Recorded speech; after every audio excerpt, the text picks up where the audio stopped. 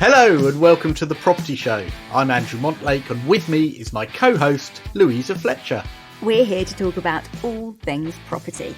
So whether you're staying put, buying, selling, renting or letting, we'll be chatting through the latest news on the housing market and mortgages, as well as sharing our advice and expertise to help you get the best from your home. In today's show, Lou will be talking about the new First Home scheme and explaining how it works and who is eligible. Plus, Monty will be looking at how income protection works, as well as sharing his pick of the latest mortgage products. We're here to help you make money, save money, and most importantly of all, protect yourself, regardless of where you are on your home ownership journey. Are you all set, Lou? Raring to go, Monty.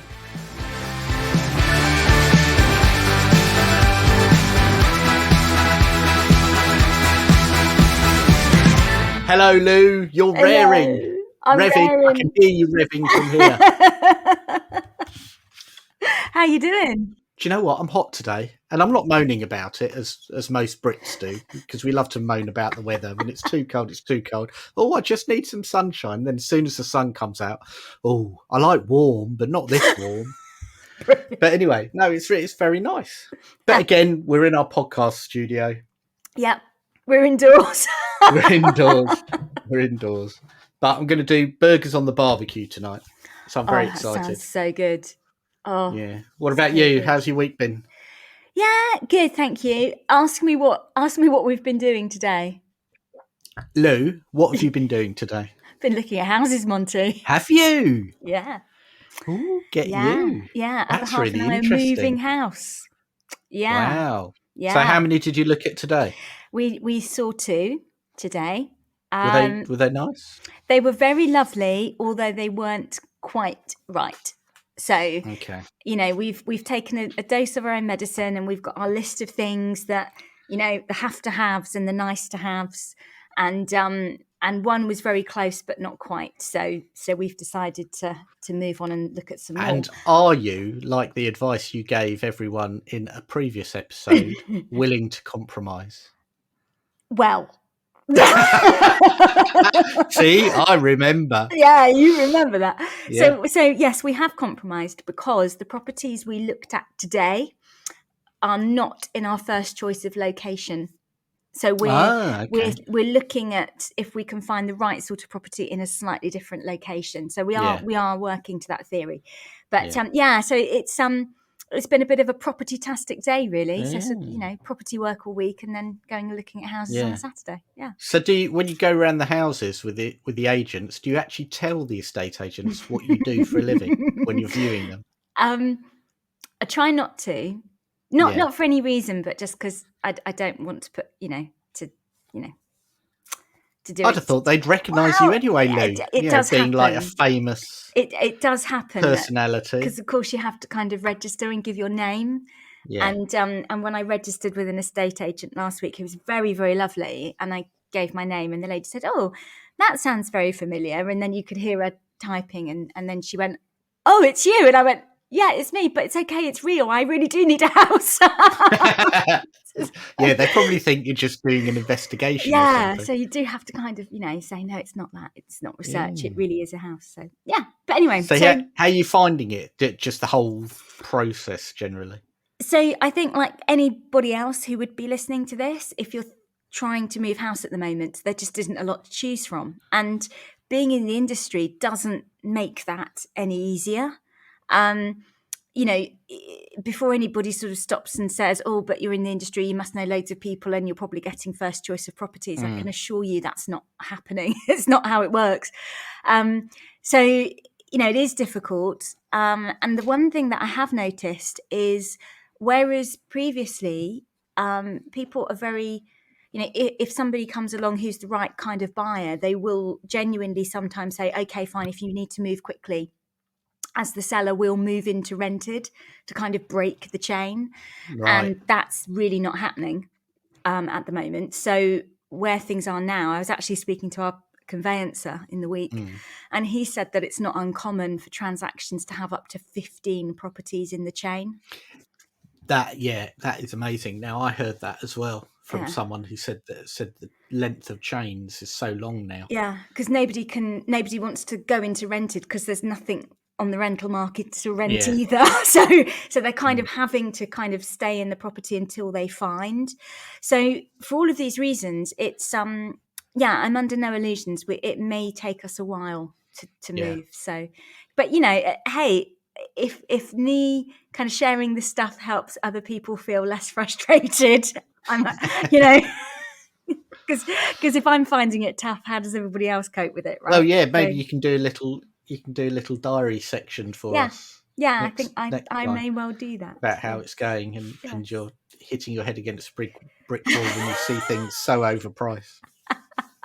Yeah, I never. It's difficult to do that on a view. You kind of wander around and you're mentally valuing it in your head and thinking, really don't understand how they get to this. But I would never say that ever. No, of course ever. not. No. You're far too polite. So, estate agents of Surrey, please do not fear. No, she's nice, really. I'm nice, really. However, she's nice to your face. Wait till you hear what she says behind your back. I'm joking. I don't want to put you off. I don't want to put, anyway, sorry.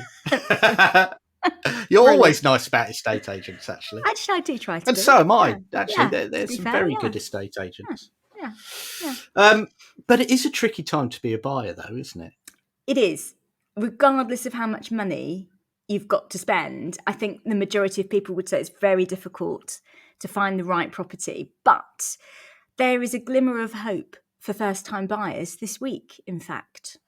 There's some good news. So are you talking about the First Home Scheme? I am because that was launched this week, wasn't it? I am indeed, Monty, yes. So this is the latest government scheme to help first-time buyers to get on the ladder because, we've had Help to Buy.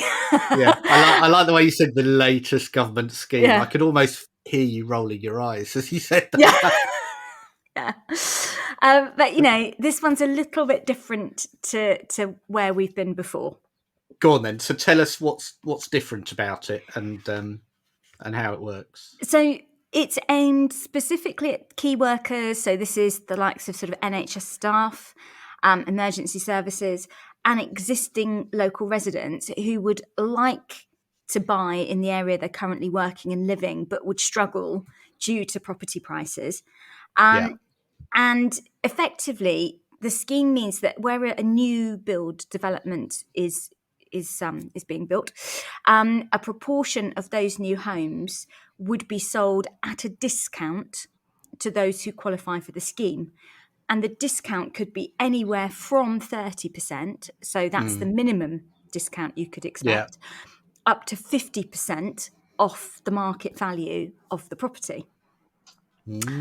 So that in itself is interesting. But the next bit is probably even more interesting because the discount that the property is sold with has to be in perpetuity. That is to say, if you buy it at 30% discount, when you eventually come to sell it, you have to pass on the same 30% discount. So it's the same discount. Whichever discount you get, you have to pass that on. Correct. So it's a very targeted approach. Who knows? It may work. Difficult to say until we've seen evidence of it. But the prices for these properties are also capped. So in London, properties within the First Home Scheme are capped at £420,000 after the discount's been applied. And then in the rest of the country, it's £250,000 after discount's been applied. Okay, that's interesting. So on the face of it, like all of these schemes, on the face of it, it looks good and really promising. And we've been saying for ages that we need something for key workers, for people living in and around, the cities where they work, but they struggle to get houses there. So on the face of it, that's really good. But do you think there'll be a rush of demand on this, which will? I know there's a cap on it, but it will still mean that prices rise artificially. And I think that, all of those things are absolutely possible. And, the other question, of course, is will there be enough of these properties built to service demand, because I mean that's the next thing, isn't it? You know, at the moment we're in a bit of a sticky patch anyway around new build properties, because you know due to the pandemic, due to supplies being hit by Brexit, you know, all of this stuff, there is a bit of a lag in terms of new build developments anyway. So we're probably a wee bit behind, I would say, by about 18 months in terms of the start numbers of properties that should have been started. So I think we're going to be playing catch up for a while. But, you know. So what are the other details on it? So the other thing is, as the name would suggest, it's for first-time buyers only. So unlike the previous Help to Buy scheme, which was actually eligible to people who weren't just first-time buyers, and it's open to households with a combined annual income of up to £80,000, although that does raise slightly. So the cap on income is £90,000 in London. And you must need to borrow a minimum of 50% to qualify. So I guess what they're saying here is that you wouldn't be able to perhaps inherit a windfall and then apply your discount and then buy a property under the scheme outright for cash. Right. And also there are restrictions, which means it's not possible to buy one of these properties under the scheme and then use it purely as an investment. So those are the headline qualifications. But the other thing, again, which is different to the way that Help to Buy worked, is that local councils will be able to bring in their own requirements as well. So, for example, a local council might say, right, well, it's got to prioritise local residents, for example, in areas where they may well be priced out. So the terms for each scheme will vary. And there's no kind of one size fits all. So it's really important that if this is something that's of interest, that you would individually research what's available in your area. Yeah. So this is available now. Delivery is, because I've heard there are some available now, but actually the most of them won't be out until sort of September time. Is that right? Yeah. So as far as I'm aware, the first site that's launched is in Derbyshire. So this is what's gone live this week. But yes, I believe most of the scheme will be coming on live later this year. The other thing to probably kind of mention is that there is no website that you can go on at this stage to find out about a first home scheme in general. So with the Help to Buy scheme... So where do people go then? Yeah, well, that's the tricky thing, right? So with the Help to Buy scheme, there was a Help to Buy website and you went on that and then you registered for the scheme and it was kind of, a little bit more centralised.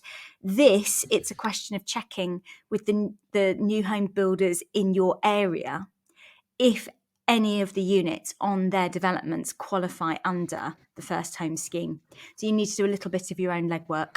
So, yeah. Very interesting. Yeah, I mean, I dare say that, the various property search websites will in time flag on relevant property information if it is a property that qualifies under the first home scheme. So, I can see it coming down the track that the likes of Rightmove, On the Market and Zoopla may well label up properties as first home scheme, but I don't believe that's the case at the moment. So I think just as it's a start of the process, isn't it? So who knows new developments that are being new developments that are being built. I would imagine that local authorities are going to say, right, you can build this new development, but like there's an affordable housing allocation for developments at 25%.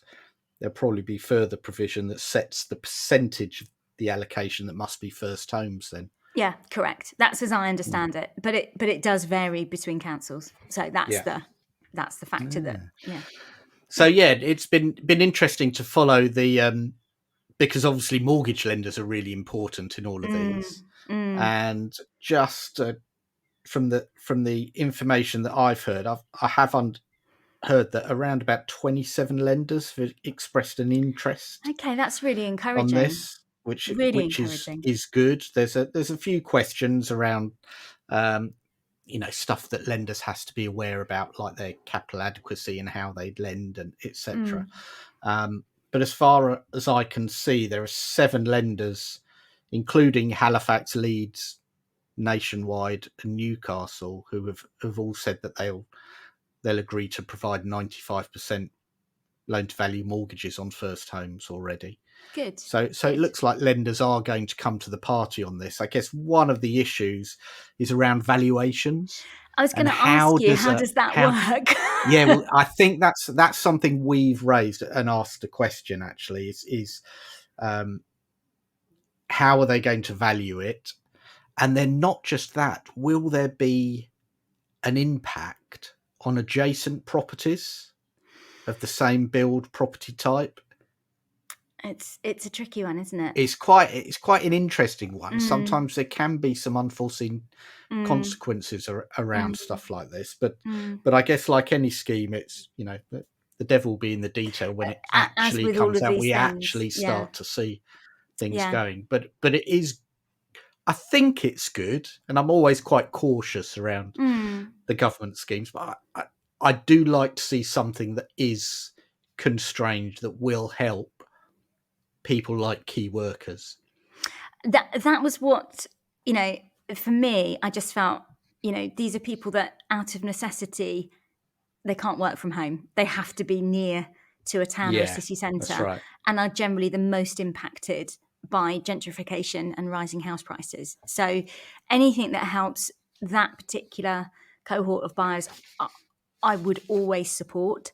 And likewise, when you think about, you know, first-time buyers in the areas where, you know, perhaps in Cornwall, in the Cotswolds, you know, in these areas where, you know, prices have skyrocketed recently due to, you know, the dual impact of COVID and people wanting to buy in a more rural area. So people from out of the area moving into it.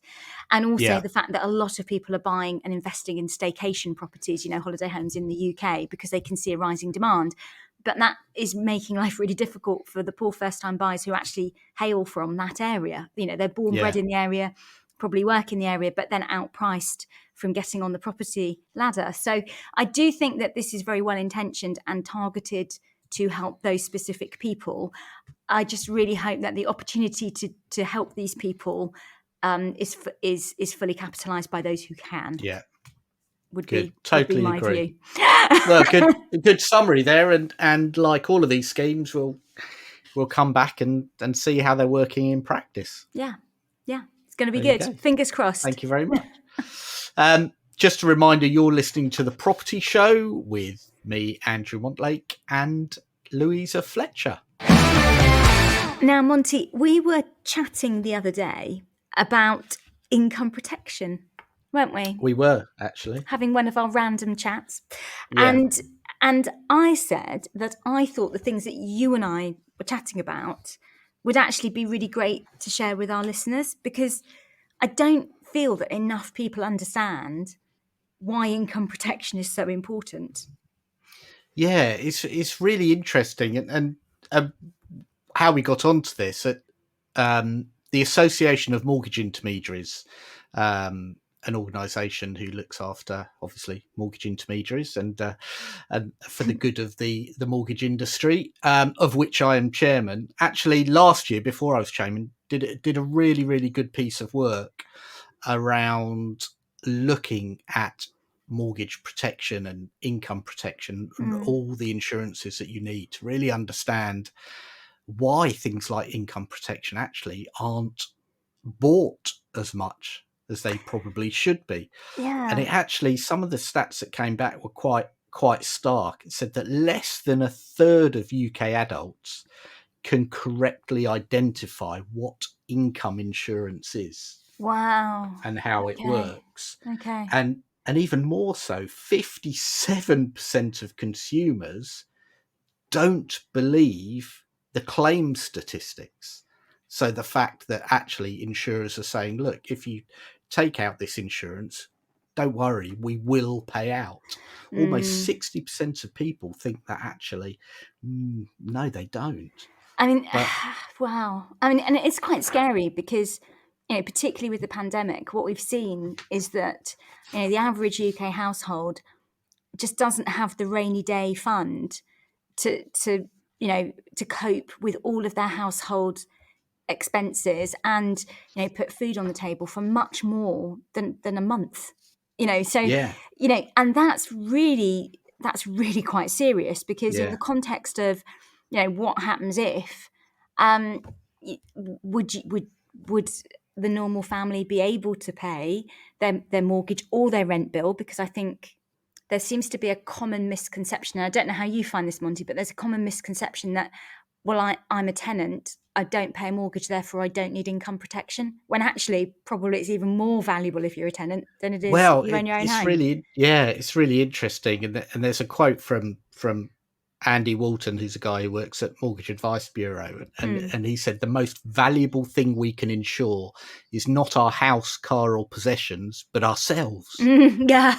Because if the very worst true. does happen, the house, car and possessions don't have to be sold. So No. it's really interesting. And income protection is such an important part of the protection offering, but it is so misunderstood. So what are the main types of income protection, Monty? So let's kind of start from that.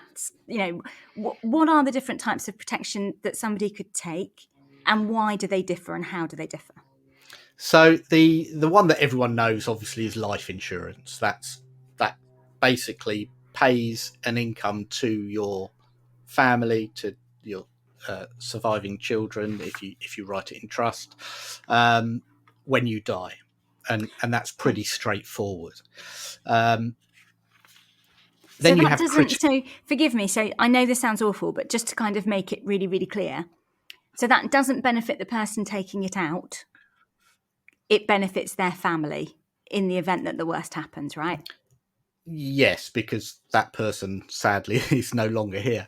Yeah. So it does benefit the family, which indirect, of course, if God forbid anything was to happen to me, it would benefit me in that I would know my family are looked after. Right. Okay. Then you have critical illness insurance, which again most people know about, and that pays out a lump sum or an income if you're diagnosed with a serious illness. So cancer, you have heart attack, stroke, etc. A wide range of different illnesses nowadays are covered. And again, that's quite well known, and people understand how that works. Now, income protection insurance is basically a long-term insurance policy designed to help you if you can't work because you're ill or injured. Okay. So it ensures that you continue to receive a regular income until you return to work, or if you can't return to work, until you retire. Okay. So it's like in the old days of talking about income protection, we used to say, imagine there's a money machine in the corner. I like and that. every day, Where do I get one of those? every day you go to the money machine, you press a button, and out comes £1,000. There you go. Now, you'd make sure that money machine didn't break down. Yeah.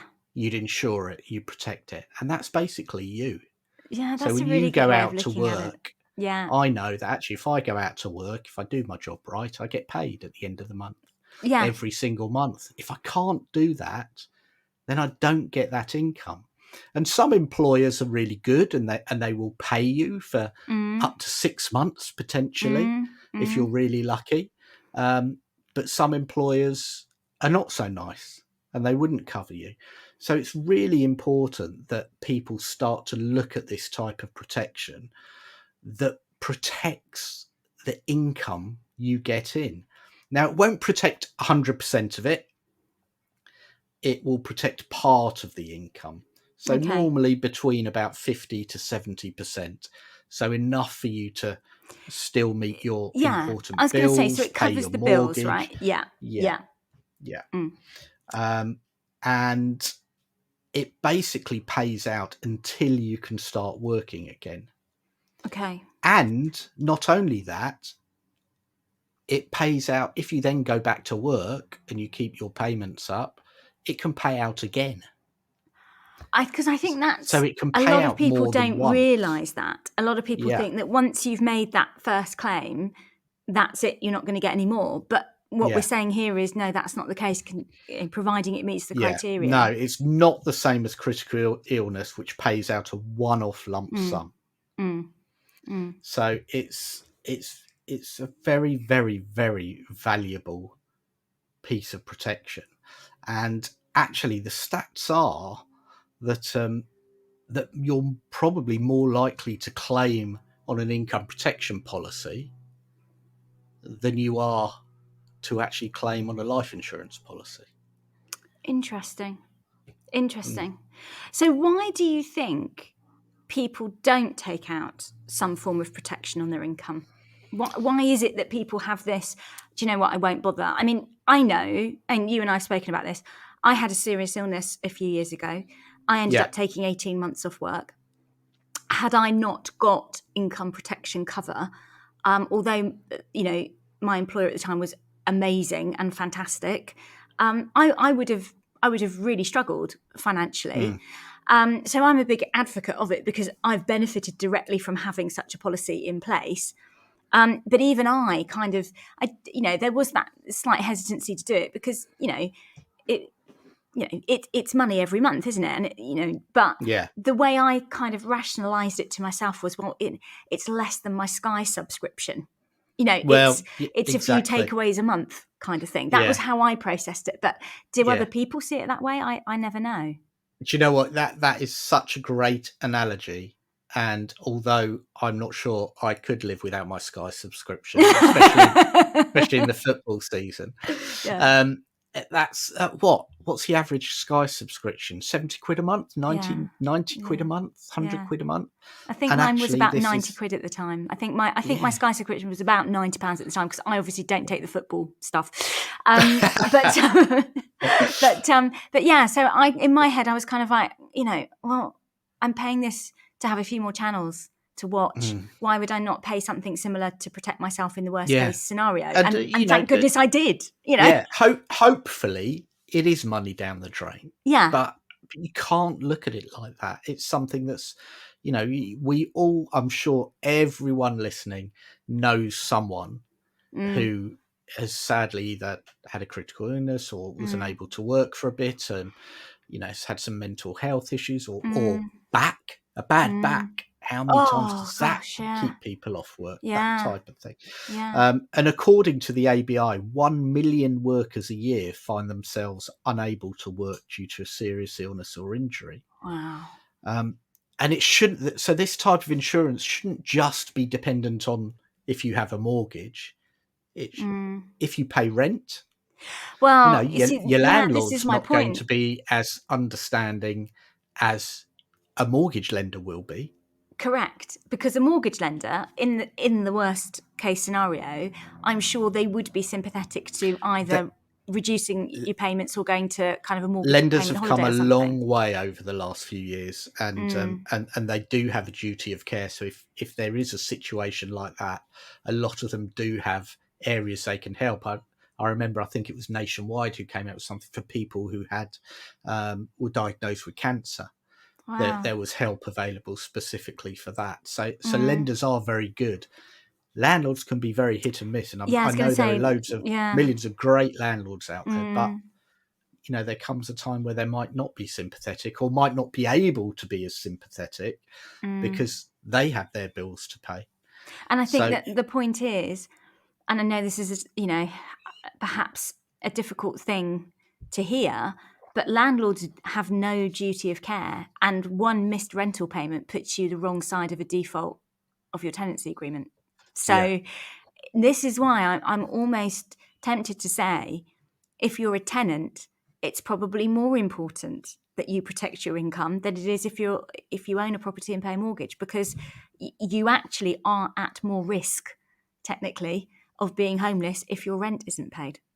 Yeah, and there's a few quotes in here. One from Abby, who runs a Nest Financial Services. Renters across the UK are a hugely underserved part of society, and they need protection just as much as everyone else.